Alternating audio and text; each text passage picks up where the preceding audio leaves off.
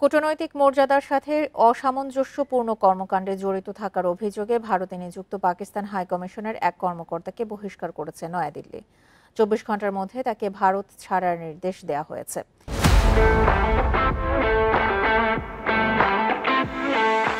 এদিকে সৌদি আরব, Bahrain, Kuwait সহ বিশ্বের ৩৩টি দেশে গিয়ে সন্ত্রাসবাদের বিরুদ্ধে লড়াইয়ের সিদ্ধান্ত নিয়েছে ভারত। রোববারের মধ্যে দিল্লির ৭টি প্রতিনিধি দল এসব দেশে গিয়ে ভারতের অবস্থান তুলে ধরবে। অন্যদিকে পাকিস্তান ও ভারতের মধ্যে পরমাণু যুদ্ধ বোকামি হবে বলে মন্তব্য করেছেন ইসলামাবাদের সামরিক মুখপাত্র আহমেদ শরীফ চৌধুরী। তবে ভারত যুদ্ধ চাপিয়ে দিলে পাকিস্তান প্রস্তুত রয়েছে বলেও জানান তিনি। ২২ এপ্রিল কাশ্মীরে সন্ত্রাসী হামলার জেরে পাল্টাপাল্টি হামলার পর ভারত পাকিস্তানের মধ্যে যুদ্ধবিরতি চলছে। 26 military targets